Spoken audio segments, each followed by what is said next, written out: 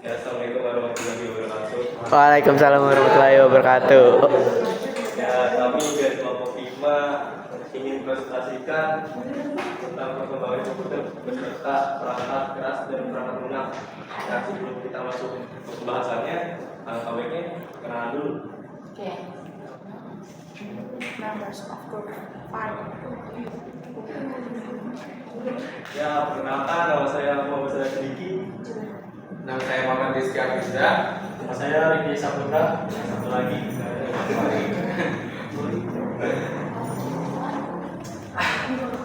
Ya, kita masuk ke pembahasannya. Apa sih itu komputer? Ada yang tahu? Tahu Apa? komputer itu buat apa sih? Gak tahu. Ya, kalau dalam sini pengertian sih komputer adalah alat yang dipakai untuk pengelolaan data, menerbitkan dan program. Tapi sebelumnya itu komputer itu sebelum ke pengertian ini jauh sebelumnya itu komputer itu sebenarnya seorang yang ahli dalam menghitung. Aritmatika dasar bisa dibaca di slide-nya. Di katanya komputer semula digunakan untuk menggambarkan orang yang pekerjaannya melakukan perhitungan aritmatika. Nah, jadi dulu tuh komputer itu tuh orang sebenarnya pekerjaan. Nah, terus berkembang menjadi komputer. Sekarang itu alat karena kan untuk menghitung itu awalnya itu dari kita balik ke sejarah dulu ya. Awalnya itu ada tuh dari abad ke 19 itu dari orang Tiongkok yang menemukan alat namanya abacus. Abacus itu alat untuk perhitungan sederhana. Nah, terus di abad 19 itu komputer itu mulai tercipta kayak menjadi alat yang digunakan untuk menghitung. Jadi kalkulator itu juga sebenarnya awalnya komputer. HP komputer itu serba komputer sebenarnya yang untuk menghitung. Awalnya itu sederhana itu komputer pengertiannya. Nah, secara luas komputer dapat didefinisikan sebagai suatu peralatan elektronik. Nah, itu untuk sebenarnya pengertian komputer di model di era sekarang. Jadi dia tuh sudah menjadi alat elektronik yang memiliki beberapa komponen yang dapat bekerja sama antara komponen satu dengan yang lainnya, hingga menghasilkan informasi yang berdasarkan program dan data yang ada.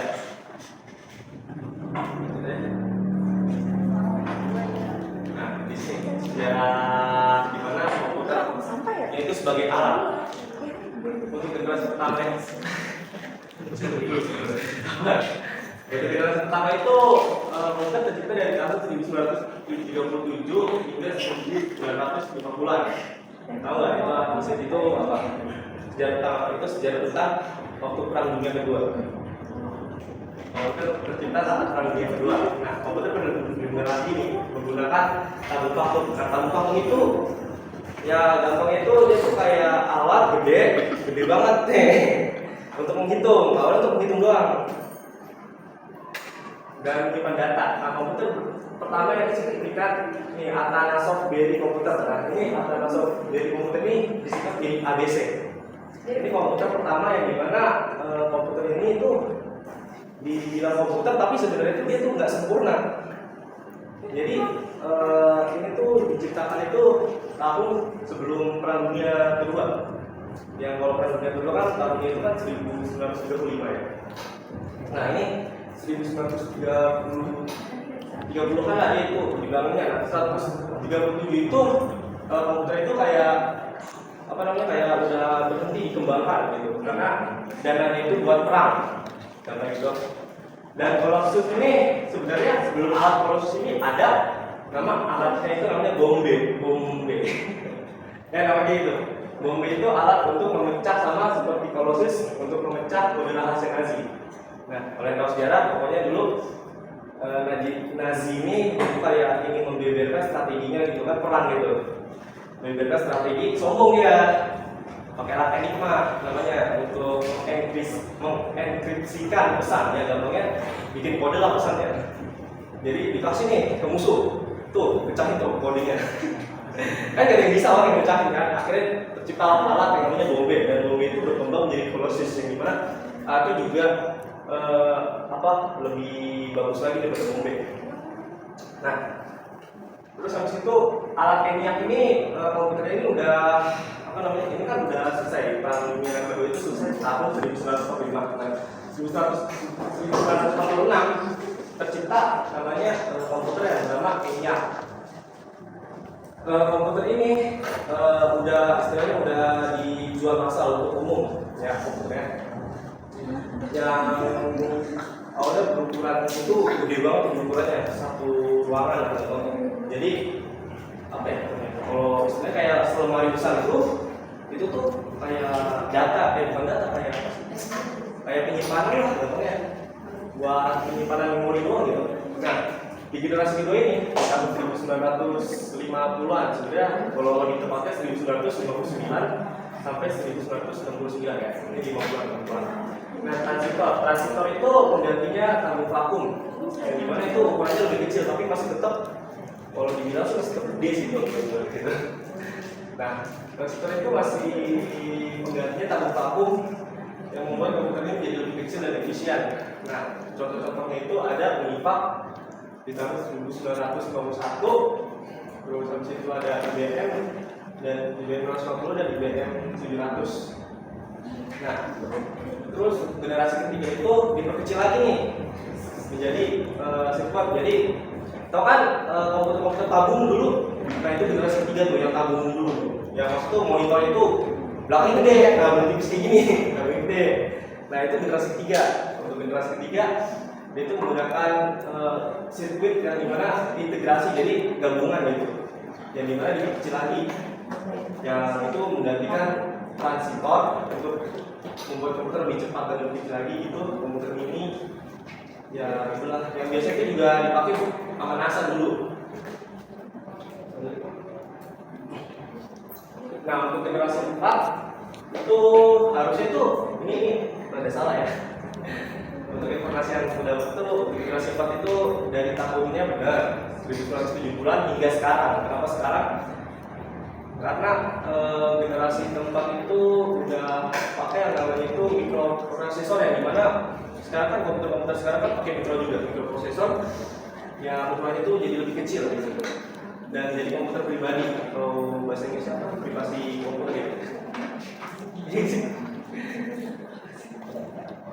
Nah ini terjangkau untuk apa namanya ya, terjangkau untuk dibawa kemana-mana, yang dimana ini kan perkembangan semakin berkembang itu semakin bentuknya itu semakin simpel dan sederhana, semakin portable lah teman-teman. Jadi di handphone, di smartphone, di laptop itu udah ada mikroprosesor yang dimana udah ada dia ini si komputernya. Nah untuk generasi 5 itu generasi sekarang dan yang akan datang itu dia telah menggunakan yang namanya AI, penjelasan buatan. Nah yang dimana komputer sama smartphone sekarang itu lebih pintar gitu. Makanya ada yang namanya Halo Google gitu kan, aplikasi Halo Google gitu. Dan juga ada yang namanya ponsel pintar itu. Nah kalau itu yang berkembang hingga saat ini dan akan terus maju ke banyak. Dan cukup untuk presentasi dari saya dan akan dilanjutkan oleh Rizky. Selanjutnya, apa itu software atau perangkat lunak? Software adalah bagian dari komputer yang tidak dapat kita lihat, seperti sistem operasi dan aplikasi. Software memberikan instruksi kepada hardware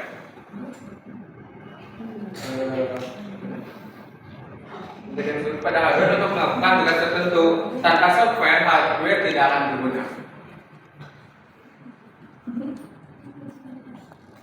Selanjutnya, perkembangan perangkat lunak. Ini dibagi menjadi 3 era. Yang pertama ada era pionir, yaitu 1950 sampai 1960, yaitu di mana batch processing. Proses dilakukan setelah data terkumpul dalam satu periode waktu tertentu. Distribusi terbatasnya, penyebaran perangkat lunak terbatas pada perusahaan tertentu. Perangkat lunak pelanggan dikembangkan berdasarkan kebutuhan spesifik perusahaan. Lanjut, era stabil, yaitu 1970 sampai 1980. Multi usernya, satu komputer digunakan oleh banyak pengguna secara bersama.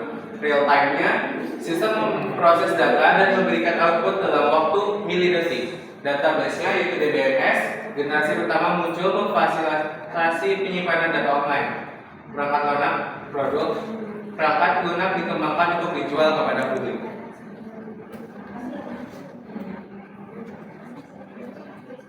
Era terakhirnya adalah era mikro 1990-an, sistem terdistribusi. Terus sistem yang tidak terpusat hanya pada satu komputer induk, embedded intelligence, produk dengan kecerdasan tambahan seperti robot dan alat medis, perangkat keras berbiaya rendah, personal komputer yang terjangkau mendorong perkembangan perangkat lunak. Fakta konsumennya yaitu perangkat lunak berkembang pesat dan memberikan dampak besar bagi masyarakat.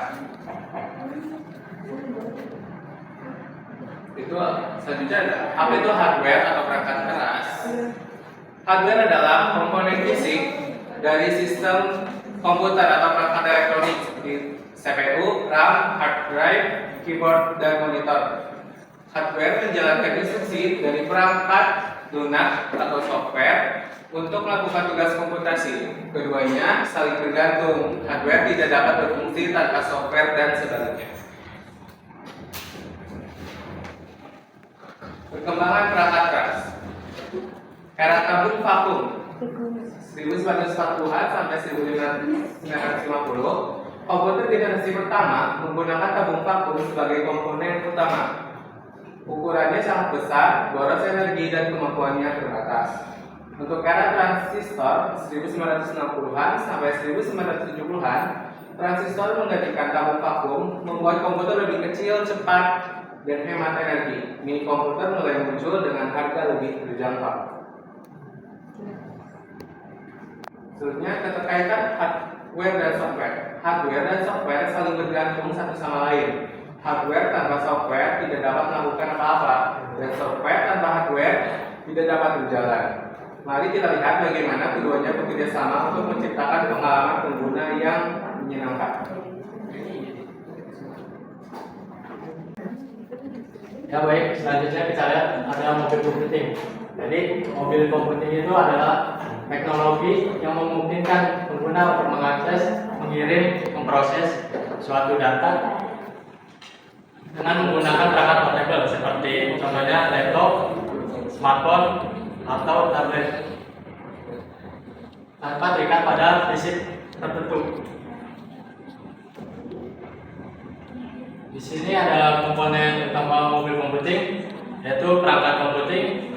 Perangkat computing adalah perangkat keras portable yang digunakan untuk mengakses data seperti smartphone, tablet, dan laptop. Kemudian di sini juga ada komunikasi mobile. Komunikasi mobile itu lebih ke jaringan seperti seluler, 3G, 4G, dan Wi-Fi. Tujuannya untuk mentransfer data antar perangkat mobile.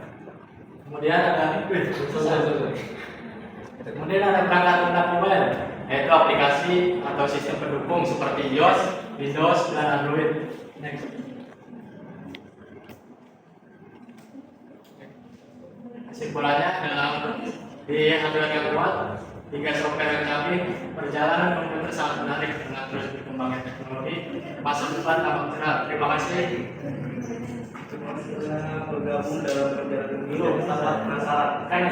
Selanjutnya ada soal yang harus dikerjakan yang nanti publik dibuka. Oke, it's time to quiz. Oke, kita lanjut ke materi kedua ya. Materi kedua yaitu tentang masyarakat, internet, dan komputer. Tangan direkam aja. Itu ada materi kedua. Yang pertama ada pendahulunya. Soalnya apa? Belum. Sabar, berhenti sabar. Besok itu. Pengen sepak dulu ya? Ya, lanjut yuk. Aduh, mau bayar.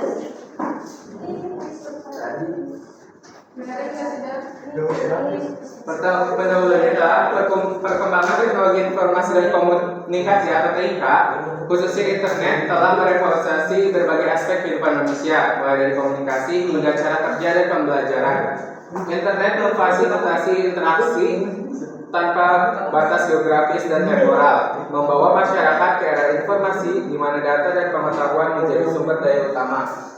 Meskipun kemajuan ini membawa banyak manfaat, tantangan baru juga muncul yang mempengaruhi struktur sosial, ekonomi, politik, dan budaya masyarakat.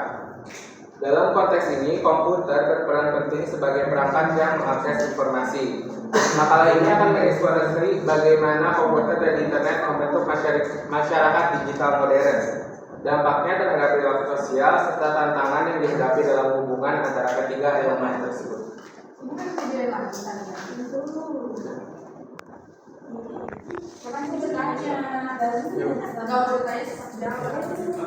Lanjut di sini ada definisi masyarakat. Jadi masyarakat itu adalah suatu kelompok yang saling berinteraksi antara satu sama lain untuk berbagi norma, nilai dan budaya. Kemudian subsistem seperti ekonomi, politik, keluarga dan budaya yang berfungsi menciptakan peraturan sosial.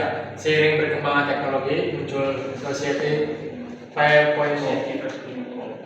atau kecerdasan buatan. Internet juga telah membentuk masyarakat digital di mana interaksi berlangsung secara instan dan digital melalui media sosial, platform atau daring. Oke, dia apa ya? Definisi internet. Maksudnya udah tahu sih definisi internet. Internet itu apa? Ya intinya di sini internet sudah jadi komunitas global yang menghubungkan miliaran perangkat elektronik melalui protokol internet atau IP. Ya ini suatu jaringan. Nah, internet itu berawal dari proyek yang namanya ARPANET.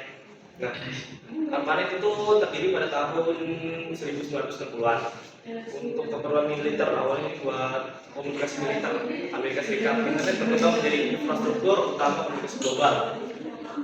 Infrastruktur fisiknya itu meliputi kabel, serat optik, satelit, dan server. Sementara protokol seperti HTTP dan TCP atau IP pastikan perputaran data efisien. Ya, HTTP dan TCP itu ibarat kayak softwarenya gitu, bagian dalamnya yang terprogram, sedangkan satelit dan server itu alat hardware-nya gitu. Guys, itu sambil dikirim soalnya ya, siapa tahu mau sambil sekalian dari Internet jawaban. sendiri mendukung Soalnya ada berbagai yang aktivitas.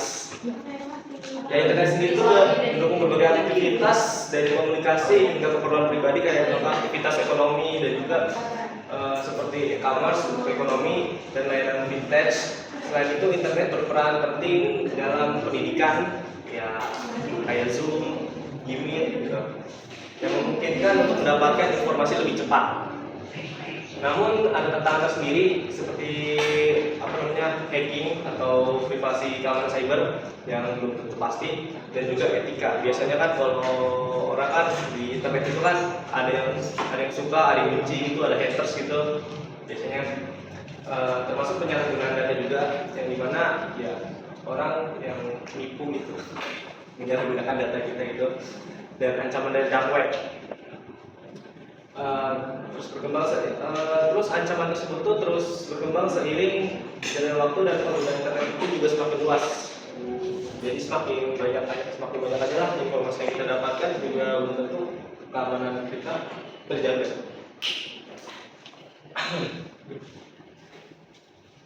Oke. Di sini ada dampak sosial dan digital. Jadi mana dampak ini terhubung sama digital. Nah, yang pertama ada perubahan komunikasi. Di mana awalnya dulu nih, langsung dijelasin aja. Di mana awalnya dulu kita kan berkomunikasi itu kan saling menyapa, bertemu atau kirim surat. Nah, sekarang kan berbeda karena zaman sekarang itu udah menggunakan yang namanya teknologi yang dimana bisa kirim WhatsApp, kirim SMS gitu. Kalau telepon ya kalau kangen tinggal telepon, video call. Gitu. Itu yang pertama, dan yang kedua itu ada pembentukan identitas dan komunikasi digital. Nah, ini tuh kayak kita tuh bikin sebuah grup gitu, grup komunitas tapi di dunia digital. Ya kan, berapa ya? Yang dimana internet sendiri memfasilitasi pembentukan identitas digital, kayak contoh ektp. Terus habis itu contoh akun Google juga itu termasuk identitas digital kita, yang juga bisa menjadi kartu nama atau data kita gitu. Nah, untuk ketiga ini ada ketergantungan teknologi. Nah, ini yang agak sedikit memprihatinkan. Nah, yang Kalau berarti Bapak melewati dong. Hah? Wait, pas Bapak. Ya, lanjut. Oke, ketergantungan teknologi dan isolasi sosial. Nah, dampak ini bisa dibilang ke dampak negatif ya. Ketergantungan teknologi. Biasanya kan kalau anak-anak kalau udah dikasih HP itu langsung tuh kayak umur 5 tahun langsung kasih HP. Itu tuh udah kecanduan. Biasanya kalau udah kecanduan itu ketergantungan teknologi, dan juga biasanya ada orang yang namanya introvert, no-lab, nggak mau bersosialisasi, ansos gitu. Itu gara-gara isolasi sosial gitu, karena HP gitu, main dunia internet dulu. Nah itu gitu. Untuk keempat ada ketimpangan digital.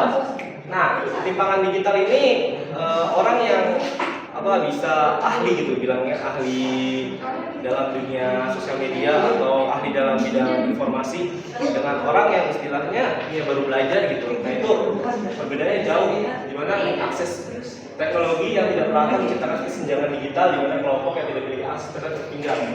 Ya biasanya orang yang nggak memiliki akses internet itu sulit untuk mendapatkan informasi dibandingkan dengan orang yang istilahnya itu tinggal di perkotaan gitu, yang dapat fasilitas tersebut. Nah, yang kelima ini pengaruh budaya dan globalisasi. Untuk internet sendiri itu bisa mempercepat penyebaran budaya global gitu. Contoh kalau misalnya itu kan biasanya kita kalau ada yang viral biasanya kita bilang FOMO ya. FOMO ikut-ikutan. Nah, itu budaya itu yang itu kan bisa terpengaruh itu budaya-budaya kayak gitu karena adanya digitalisasi. Yang dimana itu juga berpengaruh ke seluruh negara gitu. Yang dimana itu globalisasi, termasuk globalisasi juga. Namun walaupun begitu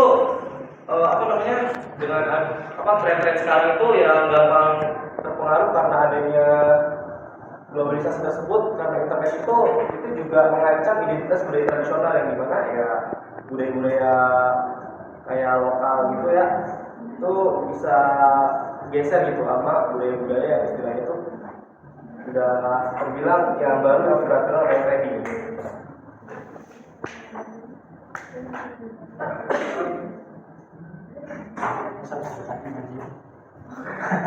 Ada hubungan antara masyarakat, internet dan komputer. Ada transformasi sosial.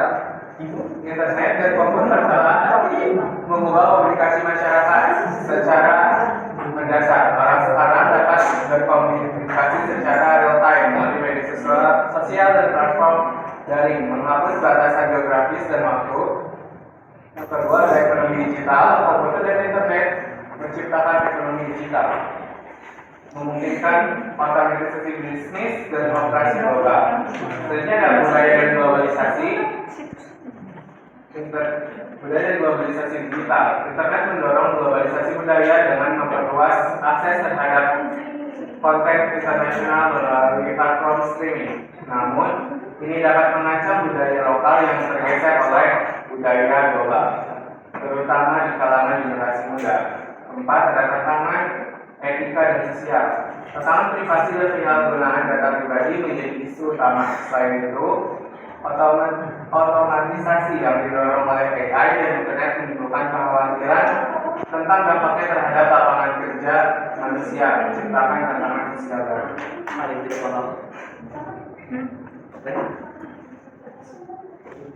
Nah, kesimpulannya adalah jaringan digital telah mengubah cara masyarakat berinteraksi, bekerja dan budaya melalui internet dan teknologi komputer. Meski mempermudah komunikasi global dan pertumbuhan ekonomi digital, jaringan juga menimbulkan tantangan seperti ketergantungan teknologi, privasi, dan ketimpangan digital. Dampaknya meskipun bermanfaat harus dikelola agar menciptakan keseimbangan antara kemajuan teknologi dan kesejahteraan sosial.